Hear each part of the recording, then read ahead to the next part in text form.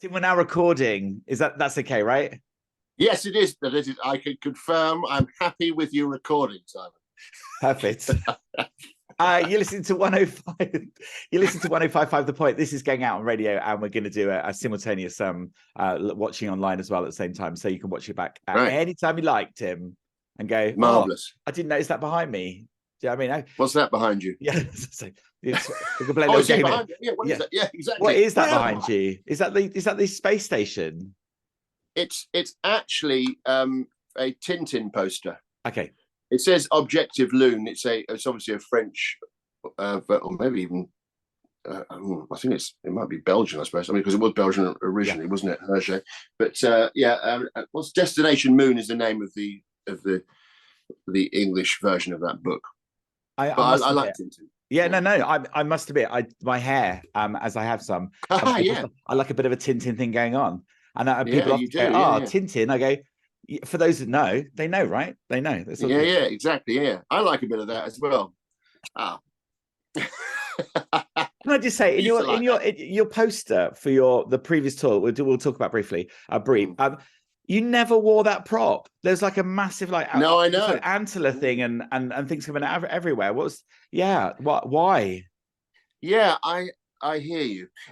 Well, sometimes when you're coming up with a tour, you just want something visual for the poster. You don't necessarily think, and that's got to be in the show, I suppose. Okay. Because it was several antlers that I had sort of built around my face. It would be a bit hard to. Well, I suppose I could have fixed it in such a way. I didn't have a joke for it. Was the main thing, so it just looked odd. Well, it works. John Archer came up with quite a good idea. He was like, I haven't got all the antlers.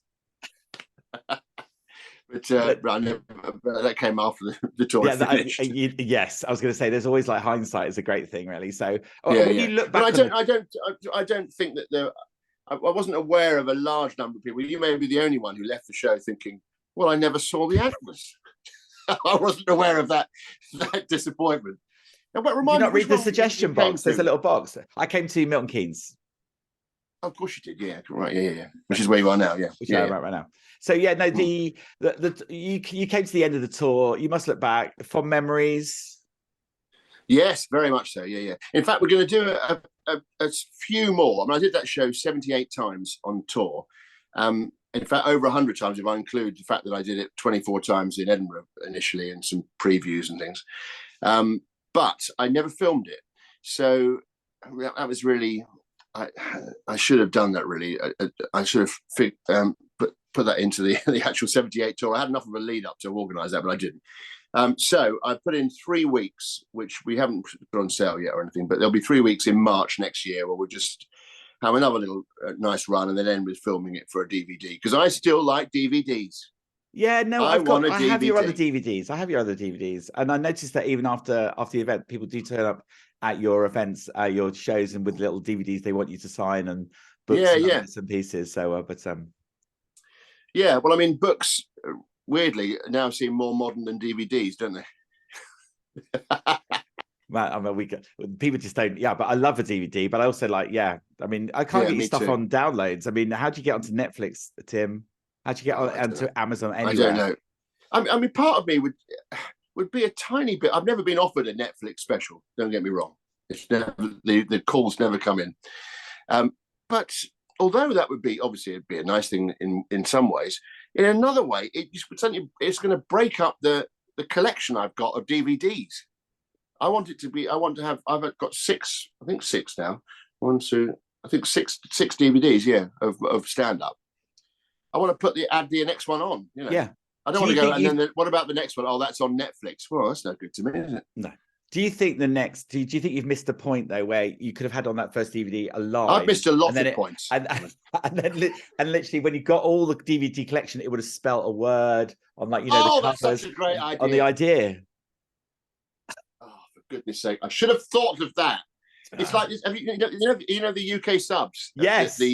I love the fact that they did 26 albums. I mean, that's a lifetime's work. Yeah. And the first album started with A, and they just gradually went through the alphabet. I just think that's great, because what I'm a collector really in many ways. I love collecting things, and I love that thing where you look at to think, well, I've got to get there.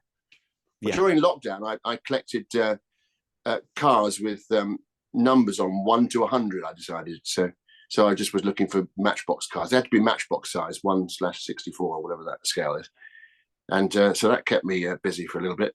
And also, you then, because I've seen these on your YouTube channel, which is brilliant. And there's Matchbox stuff on there, and there's other stuff on there as well. And you did a month's worth of bits and pieces that you would like for every day leading up to Christmas. And I sent off for the calendar, and I ticked everyone. Oh, you got the calendar? Yeah, I know.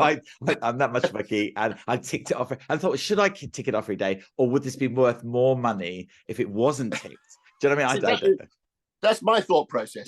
Now, from you saying something like that, Simon, I'm now going to guess that, and I could be totally wrong about this. Is your house a bit cluttered? Maybe the wife, the wife. Because I recognise a fellow sufferer. I literally, yeah, no, I literally, I collect potato heads. I admit, I have over 55 different potato heads. Wow. From Star Wars, Batman, from just normal potato heads. You got the mini potato heads. Like, these are actual proper potato heads. Oh, you mean? I don't quite know what when you say potato. You don't miss the potato head in Toy Story. No. Yeah. So his head and everything else comes off. Well, they started back in years ago. They started a collection where you could get like different ones. So I've got an Indiana Jones potato head. So potato head is dressed up as Indiana Jones. I see. And then I've got Star Wars versions where he's dressed up as Darth Vader, as his C-3PO, and they were clever in the early days to like include a potato variation in there. But yeah, I mean that dropped to death. So but I'm How still do you mean looking the potato variation? You mean the chips and things? Yeah, so you got the let's just say here's the mash version. Yeah, exactly. That's what I was thinking. Yeah. Oh no, there are from the film The Blob. Yeah. So the wife says to me now, Simon, I cannot find any more potato heads that you do not have. And Play School no longer do them. So it's another company. And I feel like I've have I run out? Do I need to move on to something else? Do you know what I mean? So yeah. And you've got 55. That's quite a nice number. Yeah. Yeah. The kids say to me, where have you put them? I said, they're in my bedroom. And I said, where? I said, they're on the shelf. And they go, what, looking at you while you're asleep? I go, yes. All right, slightly awkward. Well, I mean, I think it's a great thing to have collections. And so have you actually looked up a value then? Do you know what? I'm going to be honest as well. They've never come out their boxes. I've literally never taken them out the box. And a friend said to me she was going to come around, like in Toy Story 3, and go, you've got to get out of the box. Do you know what I mean? That whole theme of like, you've got to get out of the box and be played with. And I went, no, they're not being played with. They are in their boxes. Like, I was stinky. Well, that sounds like, I mean, if you keep something in a box, that sounds like retaining value to me. Yeah. The old days back in 77 with Star Wars. I remember someone saying this recently who lost their father, and they put, he's a friend of mine, he put on Facebook, things to you need to know before you die. And one of the things was that collection you think is worth something isn't worth anything. No. I mean, it's just a way of simplifying things for your kids, Yes. I don't have any kids, so everything's going in a skip when I die. My brother will come around here and tip a lot in the skip, but that thing of it's amazing how we attach ourselves to things, isn't it? Yes. In this world, yeah. And one generation away, so your kids, they will have. There's definitely an interest in the things that their parents owned. The next generation away, there's still a little bit of an interest. A tiny, I am interested in my grandparents very much. So obviously they're no longer around, but and I'm interested in their lives. And I haven't got much stuff of this. The generation after that, blank. Yes. It takes 3 generations before we have no interest in each other. That's terrible, isn't it? That is people terrible. You're related to. Yeah, that is terrible. I don't know the names of my great grandparents. What's the matter with me? Do you think that's going to change though, honestly, with the fact that like you've got like videos now and you've got videos and like if we put stuff online and there's like nobody ever looks at their photos anymore. They've got everything online, but nobody actually looks at them. So like, oh yeah, I went to Majorca. Yeah, we saw your Facebook pictures. Oh yeah. Never look at them again. And it's piled away on some social media internet-y type thing. So, but that's the thing. They go, it disappears, and you can't actually get to it, can you? No, and it's like one of your videos. Yeah, well, what's the answer to that then?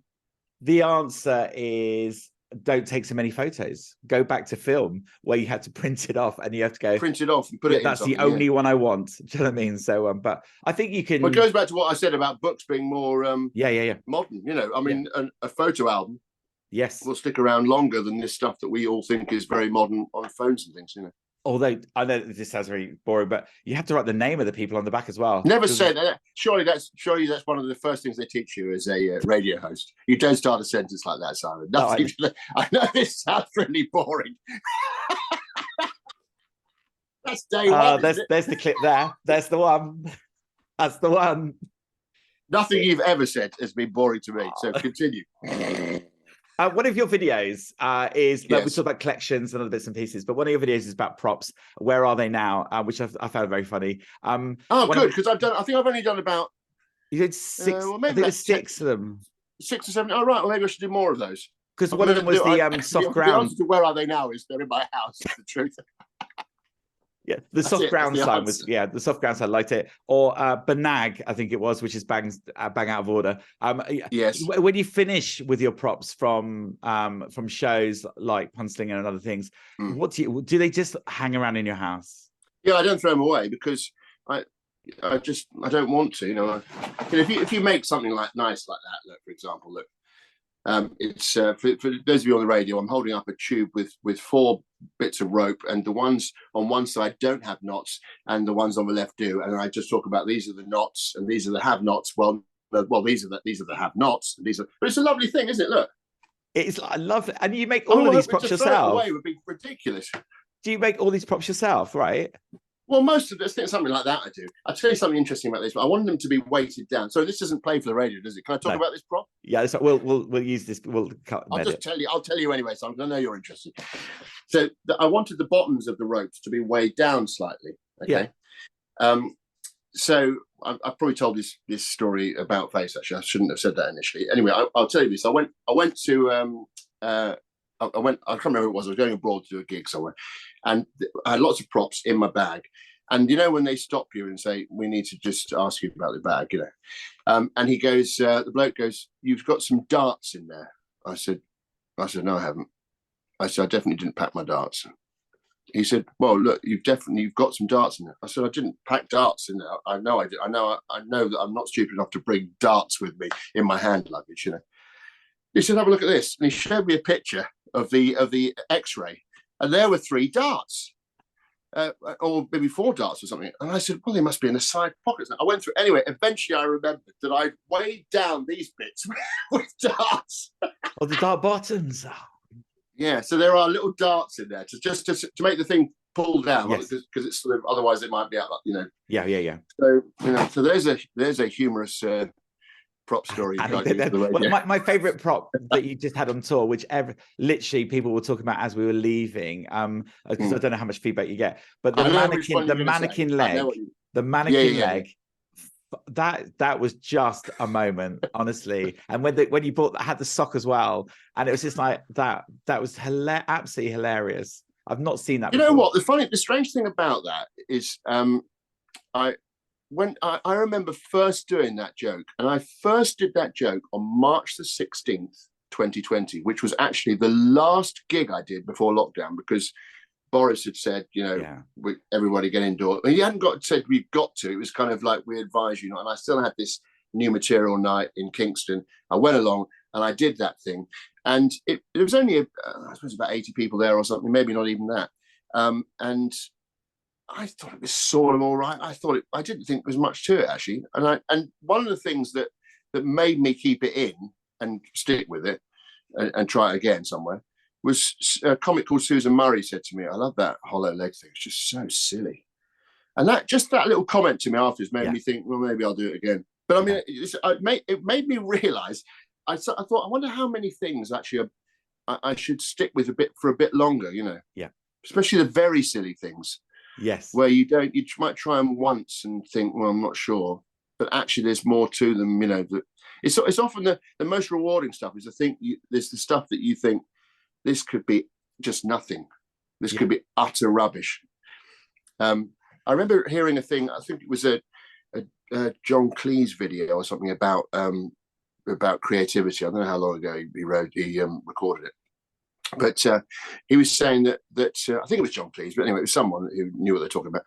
And he said one of the things that about creativity and being creative is that the time the time you know what you're doing is actually the dangerous time. Yeah. Because when you know what you're doing, you're going to go down routes you've been down before. This is certainly true for comedy.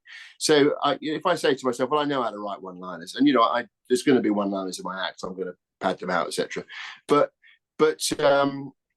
it's the other stuff that you think, oh, I just have, this is a bit, I've never done this is really putting myself out on a limb here. I don't know whether this is going to work at all. Those risks are often the most rewarding, where you don't know what you're doing. So in that sense, I feel like I still feel like an amateur, which apparently means just comes from the word to love. So it's to do with loving the thing and doing it and going, oh, here we go. So I'm doing it for the love of it. Yes, and it genuinely comes over. Is it a moment when you get on stage after that first laugh, you kind of relax a little bit, or because not entirely? No, there's work to be done still. Yeah. All right, I've got one. I can go now. Right, that's it. No, because there's always the possibility of, the brain's a strange thing. You need to. It's like with anything. When you're standing in front of a large group of people, you do need to keep abreast of your bottle levels, shall we say? Yeah. You must know this, Simon. I mean, especially when you get older, you can know what I feel like I know the show, but sometimes you can have little panics about things and weird stuff. So I mean, I love it, but I do particularly love it when I walked off and I think that was I was pleased about that. I'm lots of people, and I know we've not talked about it on this radio station, but I've spoken to you about before, including things from previous shows that people love, like you're just saying about even like Pen Behind the Ear. Did that just start as No.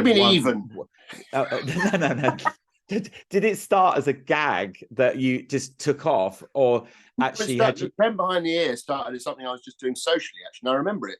I say socially. I was just doing it as a kind of. Then the doctors come around and watch me do that. Yeah. And I remember specifically when I was doing it, because I think it was slightly inspired by Sid Snot, Kenny Everett, chucking cigarettes in his mouth. Yes. And it was when we were rehearsing the sketch show, which was a thing I did on ITV a long time ago, at the beginning of the noughties, as we call them now. And rehearsals often, you're not in scenes where you're just sitting around a room, as you know. And I had a pen, and I'd quite often throw it to land on my ear. And something made me say, I wonder whether I could actually make it go round once and land on my ear. And so that became a thing that I was just fiddling around doing. And actually, I wasn't planning on doing it on stage for a long, long time. It wasn't till, actually it was 2005, maybe about 4 years later, that I was doing a show in Edinburgh, and the show wasn't quite long enough. Yeah. For some reason, I think it had been long enough, and I'd got so good at it, I'd shaved 5 minutes off it. I think I did one night that came out at 54 minutes. Anything under 55 is unforgivable in Edinburgh, in my view. You've got to at least give them, give them money. So I thought, well, maybe I could do that thing on stage. Maybe throw a pen behind me. So I actually recorded that music at I found a little recording studio in Edinburgh, and it was someone's bedroom actually, and I recorded that thing. That music, just sort of literally kind of making it up as I went along, sort of thing. So I couldn't play that again. If you asked me to play that Pen Behind the Ear music, I couldn't play it for you again. It just has a slightly nice build, doesn't it? Yes, it does. Yeah. Although I noticed, Tim, you haven't repeated Hockey Stick Behind the Ear. No, I haven't. Part of the reason for that, and I'd show you if I could. It's in my prop room, which is the loft. Basically, is that the ear has, for Hockey Stick Behind the Ear, which was a giant latex ear stuck to the helmet, it's come off the helmet now, so it's like a big ear and a sort of metal bracket. But again, I'm not going to throw it away. No, it just needs a nice motorbike helmet, and we're back on again. It's 100%, 100%.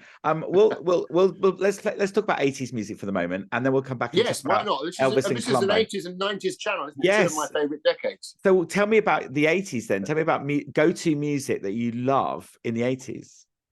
Well, I would say, let me think. When I think of 12 as being the moment that pop music, really, I was just across it all, you know. Suddenly I was really, really into it. And that would be 1979. So it was that thing whenever they have what, like on a pop master type thing, you know, Ken Bruce, and they're doing a what's the year, if it's ever 78 or 79, I always tend to get that. So once I do especially like the early 80s, I suppose, so that early Human League stuff and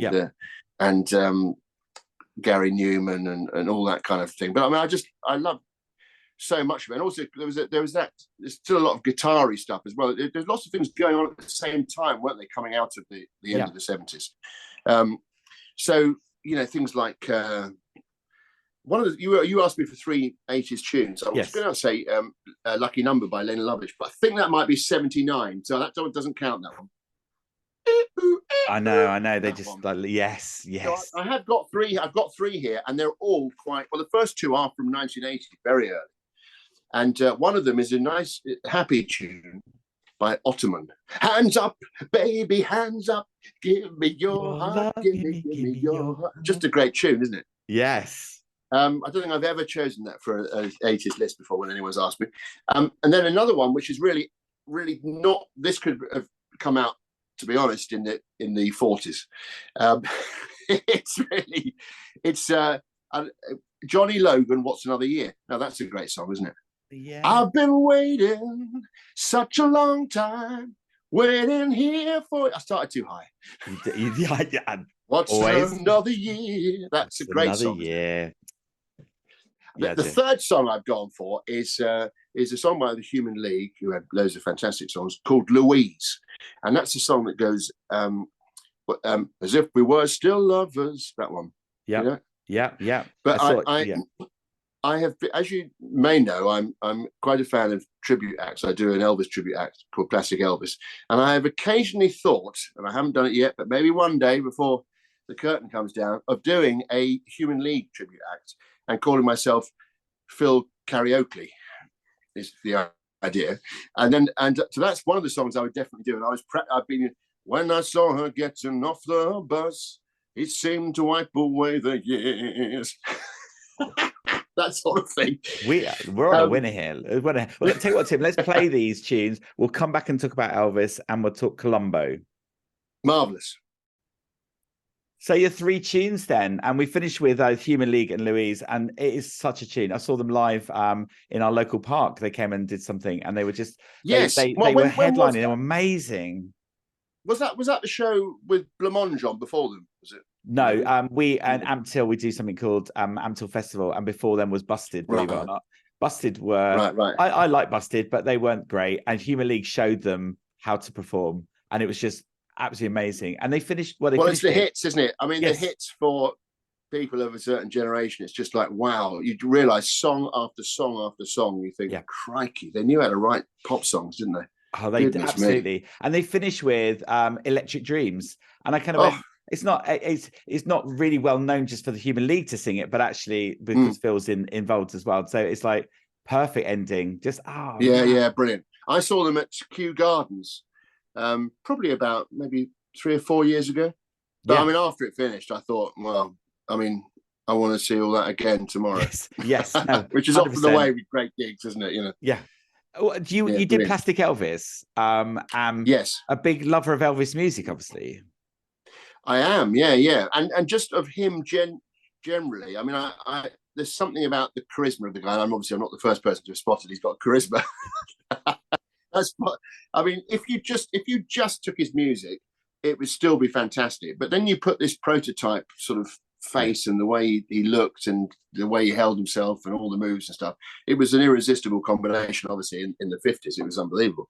But even for, I think I think people who weren't alive in the 50s, certainly maybe in my generation, who was when he died in 1977. So I was 10 years old, and I began to get into him because then there's a lot of stuff being shown, concerts and stuff. And I still look back at what was the massive appeal. It really appealed to me in a visceral way. I thought, goodness me, this guy is just so cool. But I was 11 or 12, and I was looking at an overweight guy in his early 40s. And I remember miming to the Madison Square Garden album that my brother had, this double album, fantastic album, in my room with, and I actually used to put a cushion up my jumper to slightly mimic the slightly overweight Elvis, not in a mocking way at all, but I wanted to look like the Elvis that I first saw, which was the late Elvis, you know. Yeah. And then of course you then see all this Elvis stuff from the past retrospectively, and you think, God, it's great, you know. So I don't know quite what. I think it's the fact that sometimes he goes for moves, especially in the 50s. It's almost like he starts a move and he doesn't know what's going to happen. So there's a great excitement about that, you know. I think that's what makes everyone go bonkers. He's like, he's going to do another one in a minute. He goes. So yeah, he's brilliant. He's a brilliant performer. So I've always loved him, and I thought to myself, you know, I thought I'd like to do. I'm not sure what I actually thought I'd like to do a tribute act exactly, but a friend of mine, very good friend of mine called Graham Noon, who I record all my music for my comedy and stuff. He said there's a pub across the road from his house and studio, and they were doing just a summer thing, and he had to put some music on, and he had the band there, and he said, "Do you want to come and do a couple of Elvis songs?" Now I'd done a bit of Plastic Elvis to backing tracks before, yeah, and I said, "Yeah, okay." So we rehearsed 3 songs or something, and I just loved it. I loved it. I think one of the great things about it as well was it's a 5-piece band and they're all so good. I mean, it's just ridiculous. And we have Josie Quinn Abraham, who's our backing singer, who's just got this amazing voice, and it's like the icing on the cake of the thing. Yeah. And I do say to people often when I'm talking about Plastic Elvis that really I think it's mainly for me. I think I'm probably the person who gets the most out of it because I love it. But and we're doing, I don't know when this is coming out, but we are doing one show this year actually on December the 4th in Putney, the Half Moon. So well, there we go. Come along, everyone, if you can. Yeah, no, completely. Love a bit of Elvis, and I think it's nice to see people with a variety of things that they love as well, because you don't ever do anything Elvis-y in your comedy, do you? There's nothing Elvis in there at all. No, I'm trying to be totally silly at all times. Although some of your dance moves are absolutely outstanding. I love them. I love that. But they're not, the hand one. Call them Elvis. No, definitely not Elvis. You also have a love of Columbo. Yes, I do. Yeah, I mean, to the point where you've recreated Columbo on your YouTube. And I recreated little sort of moments from not always entire not scenes, the whole episode, maybe a minute and a half or a couple of minutes. Again, I really love that. I do love particularly the first. Well, maybe there's lots of great episodes all the way through actually, but it tails off in terms of quality in the last couple of series. I think probably a bit. There's also that thing of when things were filmed in the 90s. They suddenly started filming. We were talking about earlier on about how old things sometimes look better than new things. But they were filming on video or something, weren't they? So there's a horrible grainy look to things that are filmed in the 90s. And yet you look at the stuff they filmed is the early series in the 70s. It's obviously all done on 35mm film or whatever. And it looks gorgeous, and it could have been filmed yesterday when you watch it popping up on telly on a Sunday afternoon. I love Columbo. I love it. Yeah. So let's play a little game, shall we? It's called How Much Do You Know About Columbo? Oh, no. We'll put some music at this point. Yes, come on, Tim. Let me try and guess what one of your questions is going to be. Who directed the first episode? No, not even that. Cleverer than that. Right. Well, I say cleverer. I just thought I didn't want to embarrass you. Do you know what I mean? If you didn't know you Columbo, so this bit like the stay in or it won't stay in. Come on, Simon. Come on, Tim. Right, first question. The first episode was called. Do you mean the first episode? Because they made 2 pilots and then they made. According to IMBD, what was the first series 1, season 1, episode 1? Well, that's Murder by the Book, but there were two pilots made before that. Prescription Murder was the very, very first ever Columbo, with Gene Barry, and then the second Columbo was the second pilot was made with Lee Grant, who's still alive, God bless her. Okay. And not only is she still alive, she's on Twitter. And I sent a message to her, and I sent one of the things that I'd done a recreation of her in a biplane with Peter Falk or whatever. And she'd got back and said great stuff or something like that. I was absolutely thrilled. So it's lovely to hear back from Lee Grant. Yeah. Perfect. But Murder by the Book is probably the one you're after. That's series 1, episode 1. Look, and that was that's what I was expecting. This is what I'm expecting. This is what I'm expecting. You know, high levels of understanding. Columbo's first name. Can I tell you a tiny bit about Murder by the Book? Who was in it? Go on then.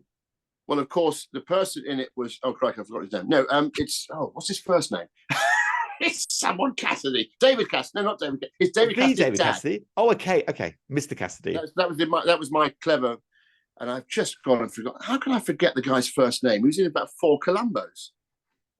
What's his name? You're the Columbo fan. I will find out for you if you like. Mr. Cassidy. Mr. Cassidy. Yeah, that's the answer. Columbo's name is mentioned only on an ID badge and not really mentioned in the whole series. But what is Columbo's first name? There's theories about this. Is it Francis? I had Frank. Frank, okay, yeah. Because in Germany they say Frank or whatever, but on an ID badge it says Frank in one of the episodes. Right, yeah, okay. Well, Francis is close enough, isn't it?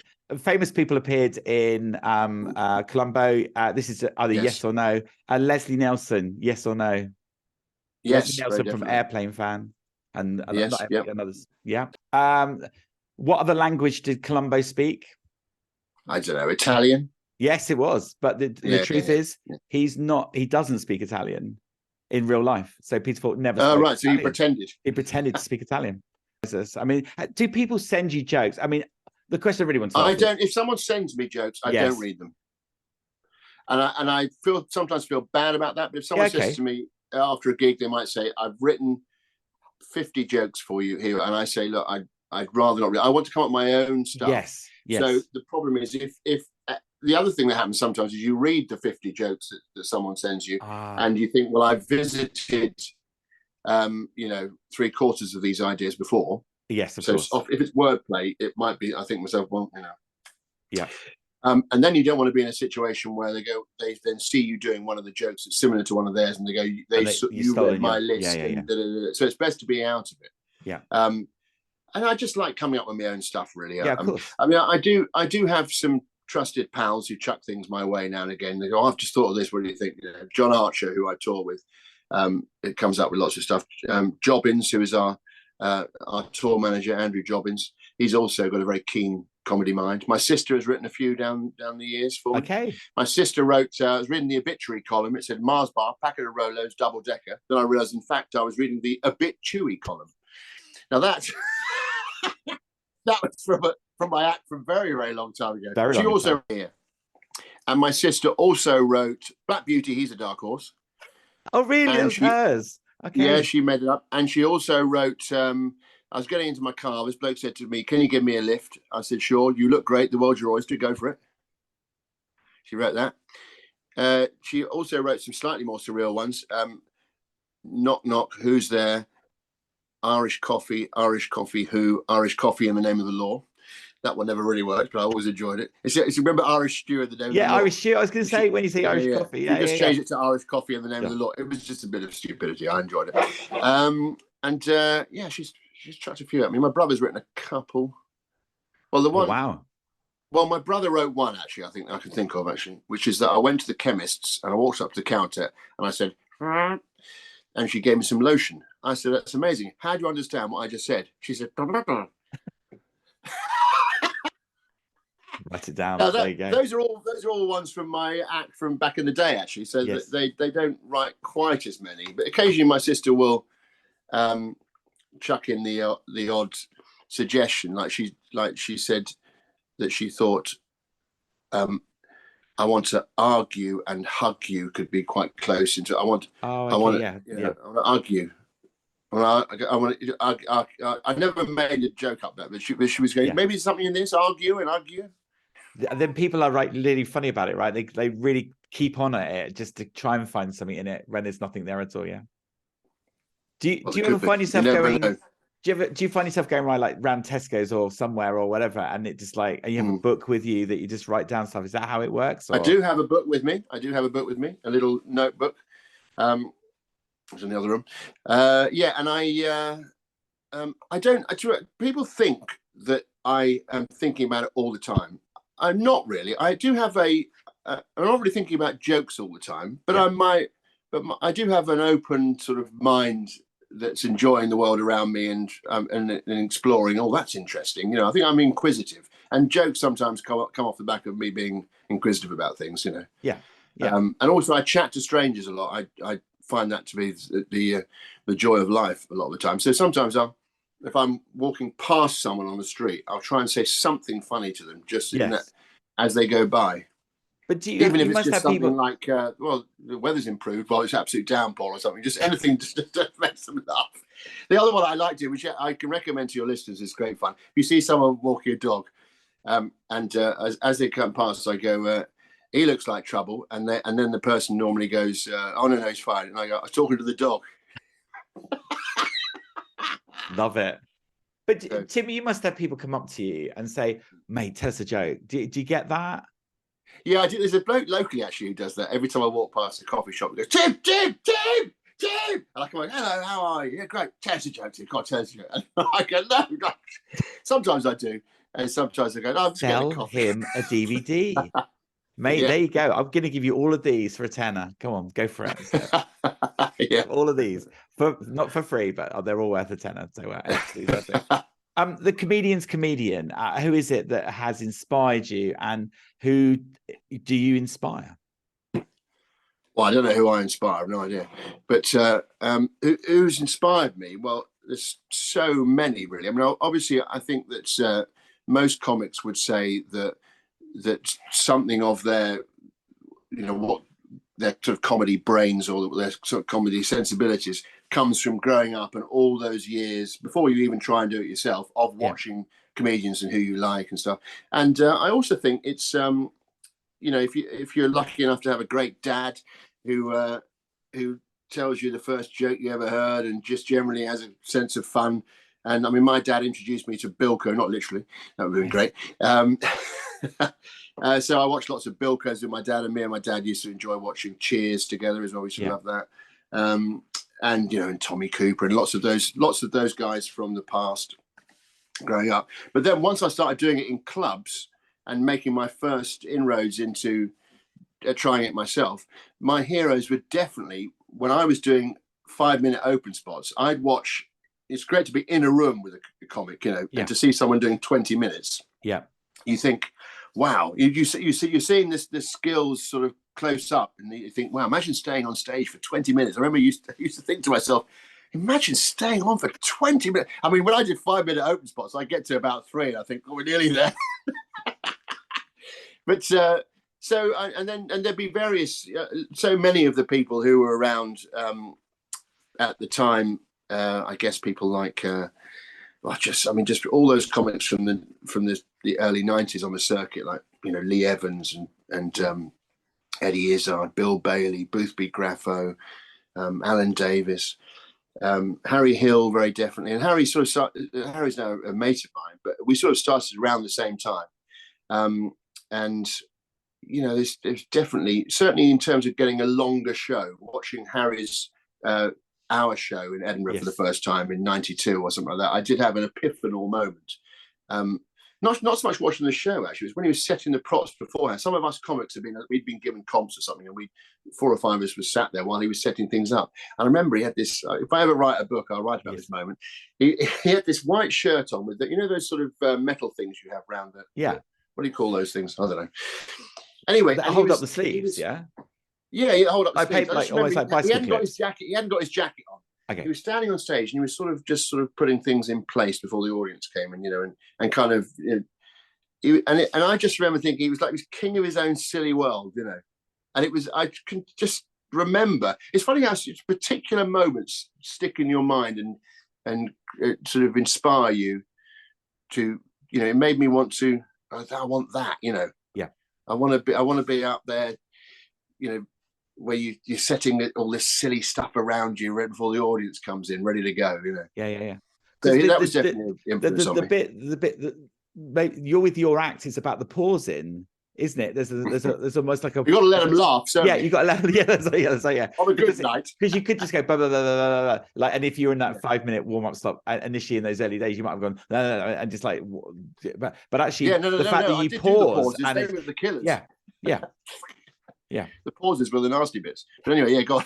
But no, but now they're not though, are they? Because they allow it to laugh, and then someone laughs because they've thought of something else that's kind of connected with that laughter or whatever. So, but well, it is not. I mean, I've always liked doing the fact that I do silly stuff, because I think there's when you're being silly, you do hear individuals in the crowd for whom it's just the whole thing's tickled them, and you don't. For them at that point, I often wonder what to say at that point, because sometimes I draw attention to them and I'll say something, and I sometimes think that might be an error actually doing that, to draw attention to them, because you burst their bubble a little bit, even though it gets a laugh from everybody else. Yeah. Because they're at that point, they're in some sort of private whirlpool of joy, and they don't quite know what they're laughing about anymore. Yeah. It's quite often women, actually. It's quite, and maybe it's just a woman's laugh pierces through and reaches my ears easier than. But I just hear the gigglers, and they are great for a gig as well, because if you're doing a show and you do it and everyone laughs and it's a great laugh, it's going well. If you've got these ones who are ticking along in between, it creates an atmosphere of slightly candy when it's going well. What the heck are we all laughing about?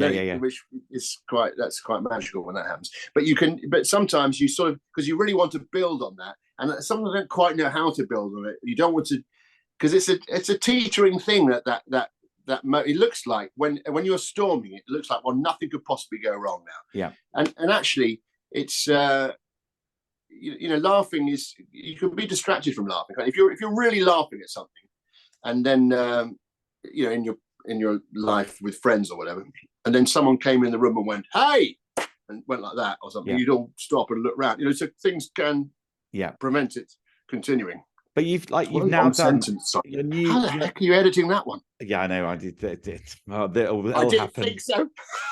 You should have said to me at the beginning of this interview, Simon, can you talk in short points? I'll do it now. You watch this. You ask the next question. It's going to be a lovely bullet point, easy to edit. Watch this. Why do you do longer jokes now? Do I do longer jokes now? I do. No, but it's a thing now. Like, you play a bit of music and go, it's a longer joke. It's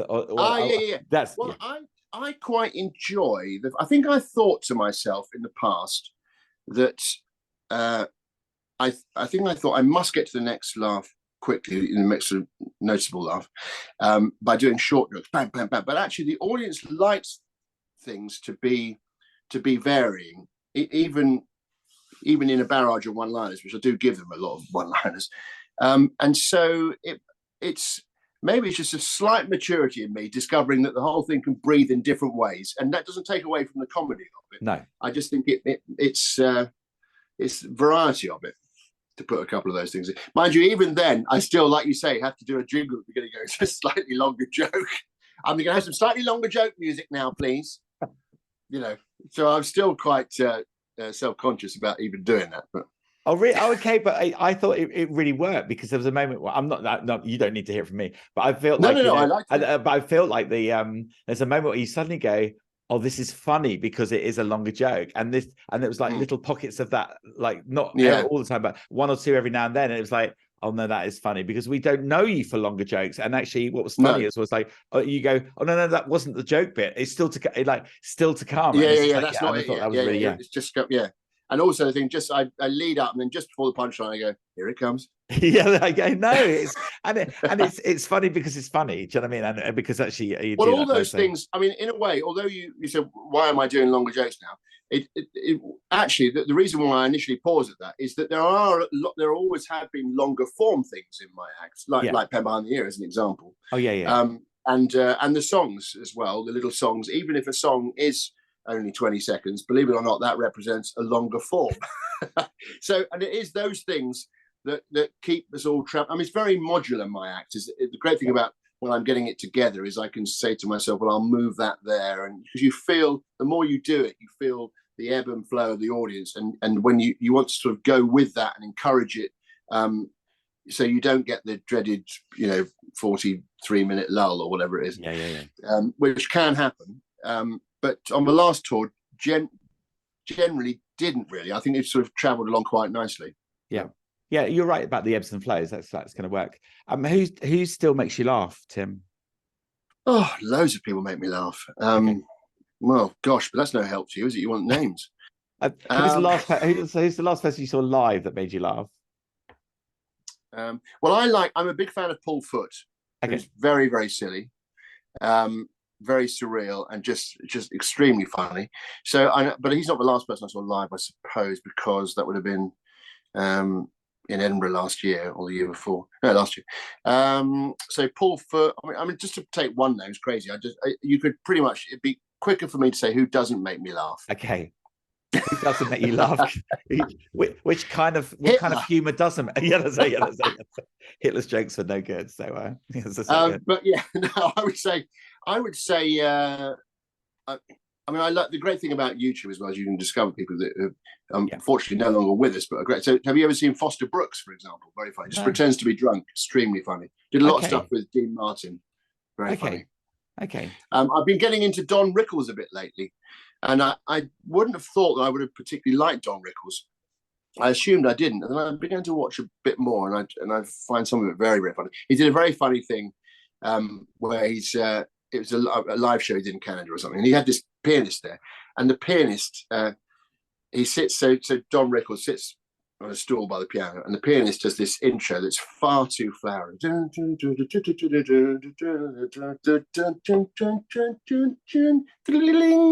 that. And Don Rickles goes, "Why don't you go outside and look for your name on a sign?" If I ever want to be cheered up, I watch that clip. It's just so beautiful. It's just the guy does this lovely like that, and he's just put down by Don Rickles. If it's not about you, No. So things like I love that. I mean, I remember I went with Harry Hill actually to go and see, believe it or not, Bruce Forsyth at the Royal Albert Hall, and he had this fantastic opening line where he came on, and there's an orchestra there, and of course he comes out. The evening's all about Bruce Forsyth. So when he comes out, the place goes party. He's standing there for ages. And when the applause and the cheering just gradually subsides, he turns to the conductor and he says, "They can't all be wrong." And a line like that, those short lines like that. Yes, I just think, that's beautiful. I'd love to have that. Yeah, that's those sort of little. So in terms of like favorite comics, I just think loads of comics have got, most comics have something for me to enjoy, So it's a bit hard for me to talk about favorites. I flit around a bit like I do in most things in life. No. Who's your favorite comic? Me. Obviously you. Obviously, hang on a minute. No, it's got written down here. Must say you like Tim Vine. I sort of float. I quite liked Lee Evans' early days, but I struggled when he started effing and jeffing. And I just don't like sweary comics. I just think it's unnecessary. I find am I allowed to say Milton Jones? I quite like Milton Jones. Of course, Milton. Milton's fantastic. Yeah, and there's a kind of like another friend of mine. Okay. I'm lucky. That's the other thing. I feel lucky to be and I've got these great pals and stuff. But sometimes I do genuinely think, God, I'm so glad I'm in this little community that I'm a comic. Yeah. If I feel like Timmy Vine from Cheam. How did that happen? Completely. And I must admit, I was listening to Harry Hill when he was doing the fruit and veg shop on Radio 4, like years before I ever saw him in like for real. And that was just that was really funny. And like even going back when you that can I not have I got news for you, but what was the radio show? Roy Hudlines. And that was Grandma used to take me to, in London. We go and sit in the studio and watch them record, and Barry Cryer, that kind of like those his writing, but also like that. My mum and dad brought me up on like the two Ronnies, and me too. Yeah, it was just the kind of like that's the kind of stuff. So Have you heard? Have you heard it? Let me tell you about some other work of mine. No, have you? there's a thing called chain reaction on Radio 4. Have you ever heard that? Where basically they do people one thing to interview. another. Yeah, you've been on it. Yeah, well, I have, and I did one where Harry Hill interviewed me. Yes, which was great fun. But the next one I got to choose, and I chose Ken Dodd, and he was up for it. So there's a chain reaction of me interviewing Ken Dodd. I say interviewing Ken Dodd because I barely get a word in, and it's fantastic. People sometimes say to me, "Oh, you didn't really," and I said, "Well, it didn't bother me. I was sitting right next to the guy, you know." And the fact was, there was an audience there. If there hadn't been an audience, maybe I could have interviewed him. But when you see him in front of an audience like that, just sat next to you, he's just. You are the secondary figure in that situation. He doesn't want to please you; he wants to please them. Yeah, it's just beautiful to watch, you know. Yeah, one of the joys that I had was seeing him play at Birmingham Hippodrome, and I took my dad, and we just cried all the way through to 10:30. I just realised my dad was sitting on the floor. No, I'm joking. And it was just so funny. And then I've never seen a queue for a bloke's toilet like at any time ever. And there was like this massive queue of people like waiting to go to the toilet. And we were just like still laughing, like chuckling and stuff. And then because you can't remember any of it, but you just remember you had a great time. And then when we went back in, and he generally at that point, like we've heard on other things, where he walks on with a lunchbox, he said, "Well, I'm here for another." You know, and I've got a flask going, I'm here for another whatever. And like 1 a.m. and you're sat again, still laughing and realizing that brilliant. There wasn't an end to it. Do you know what I mean? And he, you know, the fact that I heard him talk about like bags full of jokes and bags full of like how he's compartmentalized them. And I just thought. But what I always found amazing about Ken Dodd was that when I come up with a new hour, then that's really the one I remember, is the one that I've rehearsed. I don't retain all the other ones. I mean, bits of the other ones I retain, and if I had to learn it, you know, I'd go back and learn it. But it required learning it. But he seemed to have so much. It was almost like he was just adding to his act all the time. But nothing ever got taken away the other end. So no. That's right. You know, but it's he was someone who, because you know he was still doing it when he was 90 or whatever. You realise. You look at him and you realize he must love it. And I know it sounds like an obvious thing to say, but if you're not going to get up on stage in front of people when you're 90, if that's not somehow part of your lifeblood. And I think it really was. I think it was just he loved it, you know. Perfect. I know, absolutely, completely. So that is and that's the answer. I think is to love it with anything you do. Actually, to be honest, because the more often I think we British people or whatever, we feel a bit guilty if we're enjoying ourselves too much ourselves. But certainly with comedy, the more fun I have, it's definitely it translates to the better it is, you know. Yes. So I know that's because you know, just aiming to have fun sounds like the wrong approach in life, but actually comedy is one of those areas where it does improve it. Yeah, they do say if you love something so much, it doesn't become a job; it just becomes a love, right? But you know, so no, 100%. Must be the same with you. I mean, here you are, quite clearly, and at home wearing headphones, chilling on my chiller. As I say. Exactly.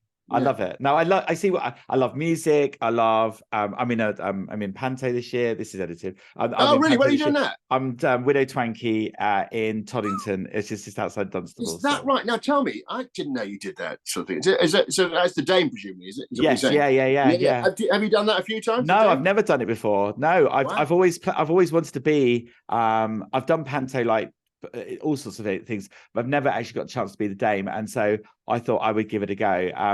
I was in. Yeah, do you know what? I think I wouldn't mind doing that at some point. I don't think I want to be a Dame for like every year, but it's like I like the idea of being a baddie at some point as well. There's lots of jokes there for the. I'm not used to the booing, you know. But that would be great. One of the things that I often wonder about doing the Dame thing is whether it's going to affect your voice if you're literally going to be going no, whether that's going to be. Yeah, they want me to be like Hyacinth Bouquet. Do you know what I mean? Have that kind of like a posh kind of like voice.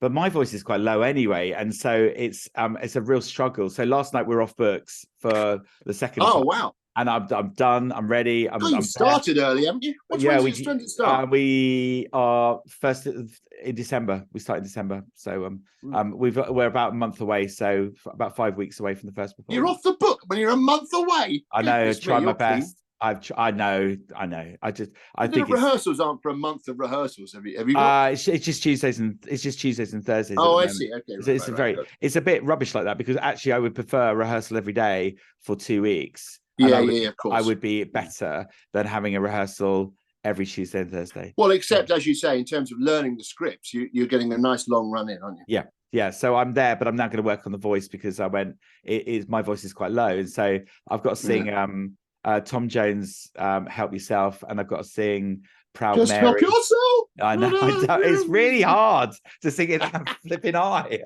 honestly. Earlier this year, I was in The Railway Children. I played the part of Mr. Perks. I absolutely love that. Played a Northern Yorkshire accent, and then what was really lovely, Tim, is when people are so engrossed in what you're doing and believing everything you do. There's one point in the show where I walk out and I have to have a go at the children because they bought me presents and I don't like charity, and so I had a massive go at them. And this woman in the audience, genuinely, this old lady, shouted at me. She goes, "Don't be so ungrateful. They've only bought you presents." And internally I went, "Did it? Finally, someone believes my performance." And I was like, so tempted to turn around and go, "Sit down." Yeah, I just say, well, I looked at her and I went, "You'd be if you would accept that kind of charity, either if you were me or whatever." And then at that point I softened completely, and I go into this like, "I am really sorry." Do you know what I mean? Moment, and like there was a genuine moment in the audience that they were with me, and I went, "Oh my gosh." First time in a long time that's actually happened. So But maybe you should add that bit in, get someone to do that every night, because it might almost have looked like you softened because she shouted at you. Yes. And that was the realization in your head. No, it's too late now, but there we go.